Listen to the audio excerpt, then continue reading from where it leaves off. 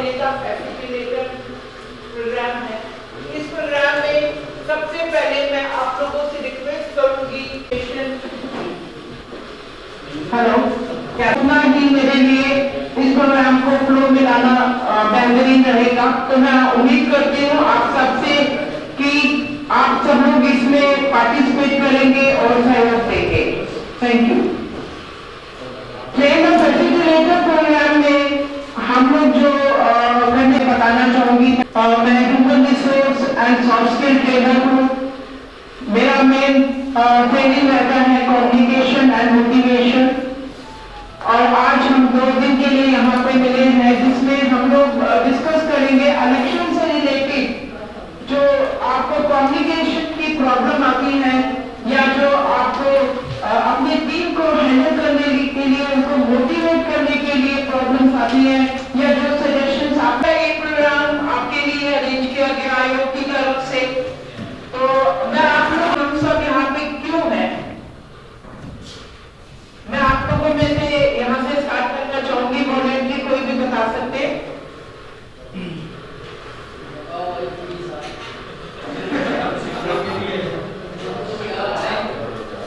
आपने पहले भी इससे बहुत सारी ट्रेनिंग अटेंड करी होगी, और शायद आप सोच रहे होंगे वैसे है। अभी ये टीपीएम तो बिल्कुल नया है, और आज हमने इसलिए अपने जो चुनाव कर रहे हैं पुलिस स्टाफ से बुला रखा है, चुनाव रिटर्न की आ जाओ वहाँ पे। अगर कोई बहुत एक्सपर्ट्स आ रहा है सिल्वर वाली टाइप से लेकिन आने के बाद लगा कि कुछ ऐसा कुछ है। अच्छा, आने के बाद लगा कि कोई एक्सपर्ट है। हाँ, मैं तो खुद आगे भी कोई मोटिवेशन एक तरह से लेक्चर हुआ, उसमें हम सब लोग इस चुनाव में जा रहे हैं कि यहाँ पे जो भी हमारे ऑफिसर्स हैं, यहाँ पे डिस्ट्रिक्ट लेवल के सब लोग चुनाव में ऑलमोस्ट टोटल ऑफिसर ही है। एक तो पुलिस के नाम है और शासन के डीएम साहब है, लेकिन और हम उनके साथ हमारे ऑफिसर्स हैं, सभी हम उनके साथ मिलकर चुनाव कराएंगे। अभी लगा कि नहीं, सबसे पहले जो हमारा साथ हुआ था उसी क्रम में आप भी आइए, और हम लोग को एक तरह से मोटिवेट करने आए कि अपने टीम को कैसे मोटिवेट करते हैं हम लोग इस काम को अच्छे से। Thank you. एडिशन में है जो कम्युनिकेशन आप अपनी टीम के साथ करेंगे, जो कम्युनिकेशन आप पब्लिक के साथ करते हैं, तो आपको बहुत सारी प्रॉब्लम्स या चैलेंजिंग सिचुएशंस में से गुजरना पड़ता है। तो ऐसे कौन से हमें पॉइंट्स को ध्यान में रखने जिससे हमारा कम्युनिकेशन इफेक्टिव बने, और चुनाव के टाइम जब हम काम करते हैं तो आने वाली दिक्कतों से हमें पहले भी पता होता है, क्योंकि आप सब लोग यहाँ पे एक्सपर्ट हैं और मुझसे काफी हाईली स्टेटस है, और ये मेरा सौभाग्य है कि आप लोगों के बीच में मुझे आने का मौका मिला। तो मैं इसलिए दोबारा बात रिपीट कर रही हूँ कि हम लोग जो हैं वो हमें बताते हैं कि व्हाई आर वी हियर। आपके जो क्वेश्चंस होंगे ताकि हम उस चीज को फ्लो में ट्रेनिंग में ला सके, नहीं तो क्या है हम लोग फोकस नहीं होंगे, हमारा यहाँ आने का मकसद ही खत्म हो जाएगा। मैं कुछ कहना चाहती हूँ, आप कुछ पूछ रहे हैं, तो वो चीजें मैच ही नहीं करेंगी। तो इसीलिए हमारा ये एक ऑब्जेक्टिव है कि हम यहाँ पे जो आए हैं, खासकर आप लोग जो ये कीमती समय मुझे दे रहे हैं, क्योंकि आपको मैं जानती हूँ कि इलेक्शन से रिलेटेड इतने काम रहते हैं, तो आप ये टाइम कैसे निकाल टाइम दे रहे हैं, उसको हम फोकस नहीं करें, ताकि जो हम अचीव करने आए हैं, जो हमारा ऑब्जेक्टिव है, उसको हम कंप्लीट कर सकें। Thank you.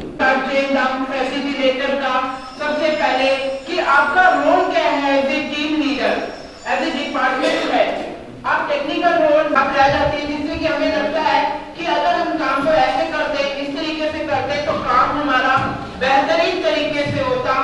इस ट्रेनिंग की इम्पोर्टेंस लीड करता है, और उसमें हमारा मेन रहेगा एटीट्यूड और स्किल।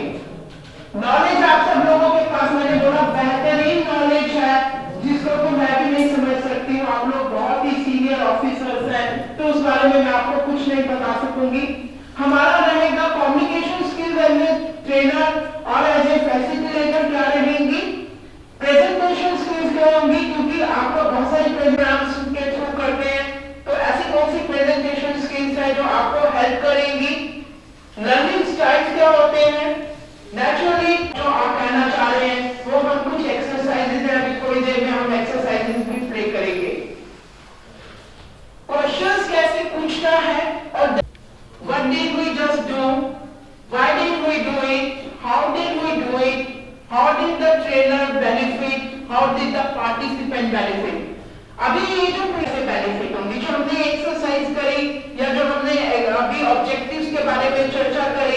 उसमें आप लोगों का क्या बेनिफिट है? वैसे वैसे आप मुझसे कुछ शेयर करना पसंद करेंगे?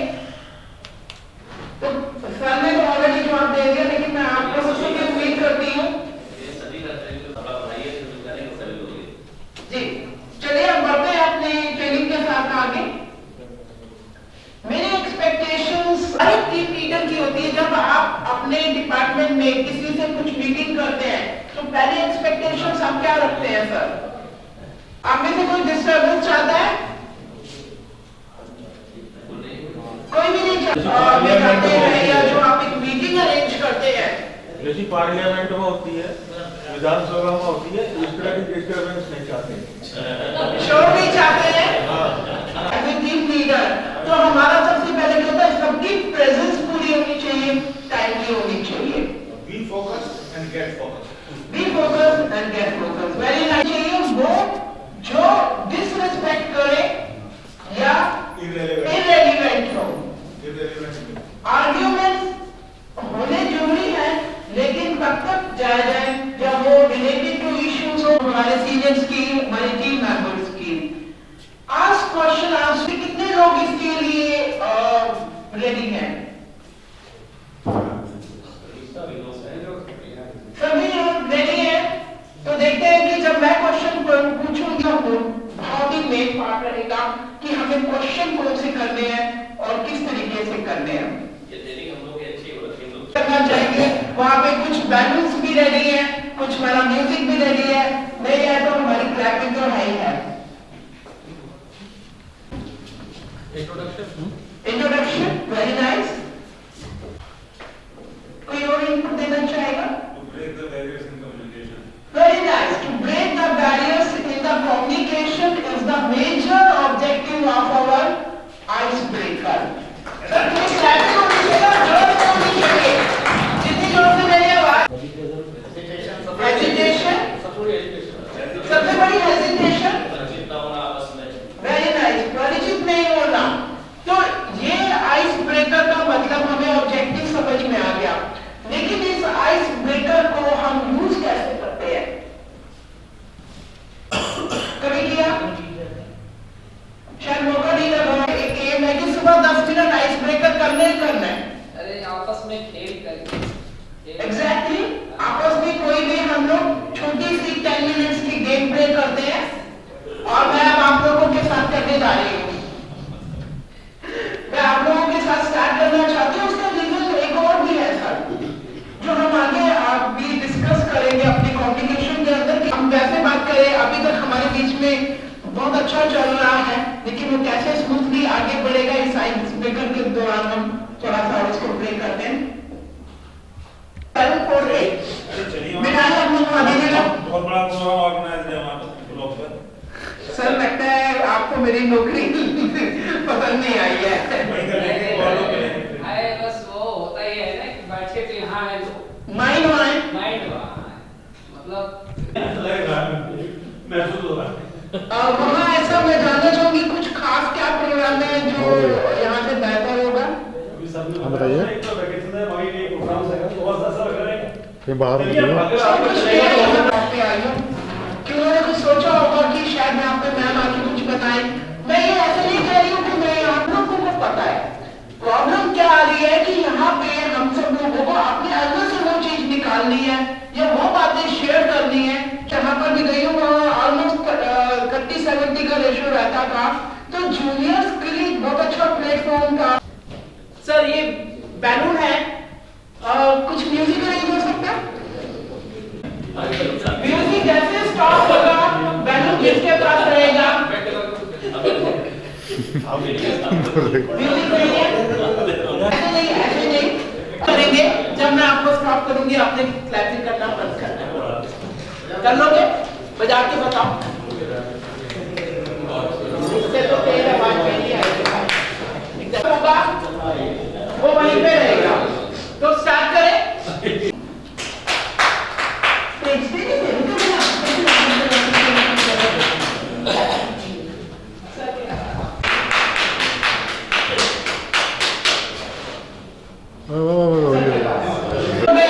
मैं एक बार और प्ले करूंगी, मुझे 3 पार्टिसिपेंट चाहिए।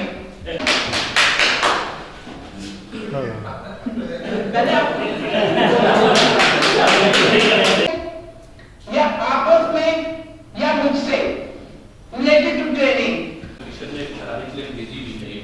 हमको लगता है कि हम लोग उनको शालवा दें कमीशन को, लेकिन दिक्कत हमारे सामने क्या है कि हम लोग तो सर्विस नहीं आ थैंक यू सर। आप एक अहम छाप छोड़ी हो, एक अहम रोल प्ले किया हो, आप उसके बारे में 2 मिनट लिखेंगे जिसने मेरी लाइफ में एक अहम रोल या रोल नहीं भी छोड़ा, मतलब आप उससे इम्प्रेस हैं और आपको ये आप जैसा चाहें। लेकिन हाँ, मैं ये चाहूंगी कि उसमें ऐसा क्या अच्छा लगा या क्या आपको पसंद आया वो आप जरूर शेयर करें। क्लास का भी बच्चा बैठा दो तो वो ये नहीं कहेगा एट दैट टाइम। सेकंड उदाहरण मैं दूंगा कि मेरा एक बैचमेट था दिनेश, वो आजकल रेलवे में चीफ इंजीनियर है। एक वो बंदा था कि अगर उसने कोई सवाल पूछते तो कोई टीचर आज तक बताएगा यूपीएससी का एग्जाम दे तो सेकंड हो।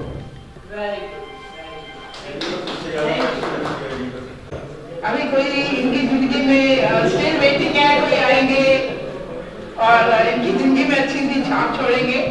थोड़ा आगे पीछे भी कर देते हैं तो वो एक अच्छा काम होता है, उसमें कहीं भी कोई भी आपके साथ गलत नहीं होगा। और ये चीज मैंने उनसे सीखी और मैं अपने जॉब में चीज का इस्तेमाल करता हूँ। Thank you sir.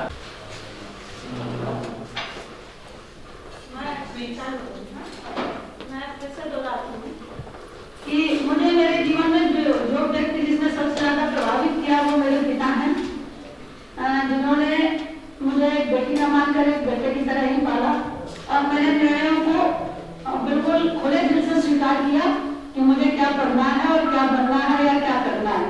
इससे मैंने ये सीखा कि दूसरे के निर्णयों का भी सम्मान होना चाहिए। दूसरा व्यक्ति जिसने मुझे पिता के बाद प्रभावित किया वो मेरी माँ है, जिन्होंने ये सिखाया कि जो सतत संघर्षशील रही और कभी भी जिंदगी में किसी बात से उन्होंने हार नहीं मानी। उनसे मैंने ये सीखा कि इंसान को अपने मोटो के लिए लड़ते रहना चाहिए, सफलता जरूर मिलती है। Thank you. दोनों के लिए पेरेंट्स के लिए जोरदार क्लैपिंग। तो हमारे जो 3 मेंबर्स हैं वो भी आपको कैसे देखते हैं? एक पेरेंट्स के रूप में देखते हैं, जहां आप उनके लिए एक गाइड हैं, एक मोटिवेटर हैं, से आगे बढ़ेंगे। यही हमने इस वर्कशॉप में या इस टीटीएम प्रोग्राम में सीखना है। तो मैं और एक बार जानना चाहूंगी यहाँ किसी से काफी एक्सपीरियंस कर रहे हैं।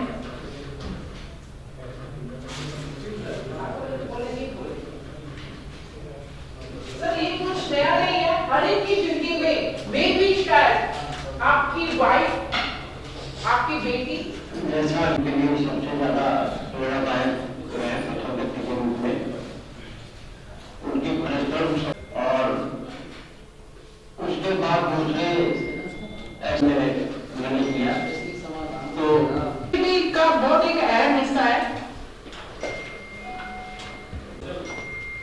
पेरेंट्स का तो फिर अपना कोई रोल जो है वो कोई रेस्पेक्ट करने है। डॉक्टर रवा हरिहरन जी जो सीनियर टेक्निकल डायरेक्टर अभी रहती में एंड डॉक्टर का पंचायती राज जिलाधिकारी जो स्टाफ कार्य करने का सौभाग्य मिला है। लेकिन सरकार जैसा मोटिवेशनल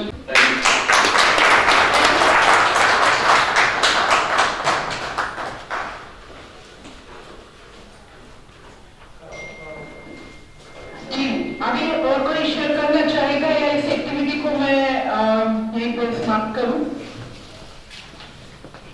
सर आप कुछ शेयर करना नहीं है, माँ बाप हो गई है। व्यवसायिक जीवन में पुलिस थाने के पश्चात बहुत सारे ऑफिसर्स मिलेंगे। एक डीजीपी भी रहे हैं, जोन की में उनकी बातें उनकी बहुत ही लेवल है और हम लोग होते रहते हैं। परफेक्टनेस हम लोगों में आई है नहीं कह सकता। उनकी सबसे बड़ी बात पुलिस में हम लोग को ट्रेनिंग से ये बताया जाता है नहीं कर पाते, अभी तक नहीं कर पाए, लेकिन हम लोग प्रयास करते हैं कैसा हम लोग करें। दूसरी बात ये थी कि जो चीज हमें खुद अच्छा नहीं लगता है वो किसी अन्य के साथ हम न करें। जैसे उनकी बड़ी फेवरेट लाइन अभी हम बोलते रहते हैं कि अमलनामा ठीक है जब basically easy mind easy PO उन्होंने सब सारे अधिकारियों को बुला बुला डिस्ट्रिक्ट और पीपी के लिए हमारे सनातन लखनऊ में उनकी एक ही लैंग्वेज है। मैं देख देखो हम सब लोग अधिकारी हैं, हमें देख लूंगा ऑफिस में करने का अधिकार मिला हुआ है। तो किसी का अमल नामा करेक्टर हो, जिससे पुलिस की याद करके उसमें खराब किसी का सामने कुछ चलता नहीं है उसमें, क्योंकि इमोशंस नहीं होते हैं फिर आज इमोशंस हमारे इतने ज़्यादा हो रहे हैं प्लस कांस्टेबल से ऐसा ही ऐसा, लेकिन ये बहुत बड़ी चीज़ है इनके लिए, हम लोग ट्राई करते हैं जिसको हम लोग जो है जीवन में अपने फॉलो करें, और ये बहुत अच्छा मुझे लगता है। दूसरी बात उनकी ये थी कि मेरे टोन में थे वहाँ पे, और उनकी उस समय जो है बड़ी बड़ी अपील करती थी बात करती थी। आज हमारे एक सीजीपी है वो कंट्रोल में रहते हैं, ये बहुत अच्छी उनकी क्वालिटी पसंद आती है। 15 से 20 मिनट लगाए इस एक्टिविटी पे कि आपकी जिंदगी में ऐसे कौन से पर्सन हैं जिन्होंने आपके ऊपर एक अहम छाप छोड़ी, या अपनाते हो या अपनाना चाहते हो या थोड़ा सा अपनाया। संदेश देता है कि वो आपके अंदर ऐसी कोई क्वालिटी ढूंढ रहे हैं या देख रहे हैं या फॉलो कर रहे हैं जिसको वो अपने काम में, अपनी जिंदगी में, पर्सनल लाइफ में मान रहे हो, एक हीरो मान रहे हो, या इस तरीके से आप मान रहे हो कि ऐसी चीजें जो आप आज तक नहीं भूले हो, तो आपके मेंबर भी आपकी ये क्वालिटीज कल याद करेंगे। यही हमारा इस एक्टिविटी का मेन था कि हमने अपने अंदर ऐसी क्या क्वालिटीज हैं जो छुपी हुई हैं, उसको हमने बाहर लाना है ताकि दूसरे लोग भी उसको फॉलो कर सके। Good attention, appreciation, respect for others' decision, respect for motto, देखते हैं motivational approach, pressure handling, जो normally क्या है, तो उनको क्या रहता है, normally stress सबसे ज्यादा रहता है, वो stress वो handle नहीं कर सकते। अब वो क्या है, आप लोगों की तरफ देखते हैं कि यस आप उनको कैसे डायरेक्ट करेंगे, उनको किस तरीके से सहा है या देखा है या फील किया है जिसमें आपकी जूनियर को बहुत प्रॉब्लम हो रही हो, वो बता ना पा रहा हो या आपने बताई हो, ऐसा कुछ एग्जाम्पल। इतने साल की आपकी जॉब हो गई, इतने लोग, इतने टीम मेंबर्स आपके पास आए गए, तो नेचुरली बहुत सारी बातें रही होंगी जो आप शेयर करना चाहोगे अपने टीम मेंबर्स के साथ, या जो नए ज्वाइनिंग होते हैं जिनको कम एक्सपीरियंस होता है, उनको बहुत सारी प्रॉब्लम्स भी आती होंगी, बहुत सारी एक्सपेक्टेशंस भी रहती होंगी, आप भी एक्सपेक्टेशंस रखते होंगे, तो उससे रिलेटेड कोई ऐसा आपके जहन में कुछ भी एग्जांपल आता है जिसमें आपने अपने टीम मेंबर को हैंडल किया हो, कहना चाह रहे हैं जी। एक बस जिसमें 5 पोलिंग पार्टियां थी, ये तरह तरह की आवाजें आने लगी, उसी बीच में वहाँ पर पहुँचा, क्योंकि मैं वीडियो रहा हूँ वहाँ का, तो मैंने तुरंत प्रधान को बुलाया, कौन है प्रधान जी, और इन दोनों को इंदिरा आवास दिया जाता है तुरंत। एक का घर गिराया जाएगा, जिससे बस निकले, किसका घर पहले गिराया जाएगा उसी को दिया जाएगा, और बाद में फिर पात्रता के आधार पर दिया जाएगा। लेकिन मौके पर मुझको ये नहीं लग रहा था, तो मैं क्या करूं, सबसे भीड़ का निवेश नहीं होता, ये हुआ कि यही हमला हो जाए, तो मैंने कहा मैं वीडियो हो गए ये कर सकता हूँ, मैं बता नहीं सकता। सिचुएशन को जिस तरीके से समझदारी से संभाला बहुत ही काबिल तारीफ है। नॉर्मली सिचुएशन में क्या रहता है, माइंड में ये आता है कैसे करें, या कुछ विद्रोह हो जाएगा इस तरीके के दौरान, या कुछ काम देने के दौरान, या काम लेने के दौरान किस तरीके की कम्युनिकेशन की या कुछ इस तरीके की सिचुएशन हैंडल करनी पड़ती है जो आपको लगता है कि जरूरी है। आइडेंटिफाई करेंगे कुछ इस तरीके की प्रॉब्लम्स का जो नॉर्मली आती है और जिनको हम दूर करना चाहते हैं। इस बात से हमारे सामने जिन लोगों के सामने एसडीएम की उस समय रवीना और सीओ साहब की चुकी नहीं है, इधर बॉडी सारी रिलेशंस होती हमारे यहाँ नेताओं की होती है, सोशल दशा ऐसी समस्या ऐसी होती है कि वो ट्रेनिंग वाला पहलू थोड़ा पीछे छूट जाता है, लोग दिशाएं चेंज हो जाती है हमारे कुछ साथियों की, और तमाम पास में होती है कि तमाम जो डिपेंडेंट आते हैं उनकी है हमारी और वे होते हैं उसमें हम काम करने लगते हैं। जैसे जब बस उनका जो मान टूटा था हम लोग का कहते जिलाधिकारी महोदय और इसके साथ मुझे कारोबार के मौके पर, इसके बावजूद भी फोर्स अन्य जनपद की आई हुई थी, कमांड हमारे डीएम साहब कप्तान साहब का, हमारे डीएम साहब का, एसडीएम सीओ का वहां था, किंतु अलग अलग जनपद की फोर्स की ऐसी बहुत सारी वहां पे है, वो अलग अलग काम करने लगते हैं सब लोग वहां पे। इधर सिचुएशन को संभाला गया, सब हैंडल हो गया वहाँ पे। एक बड़ी चुनौती रहती है, हम लोग फेस किए उसको कि कैसे उनको जिला कमांड रहता है कठिन काम के लिए, उस समय होता है ये। तो हमें लगता है कि ये मोटिवेशन हटते ही हम लोग का नियम है, ऐसे होता भी एहसास नहीं होगी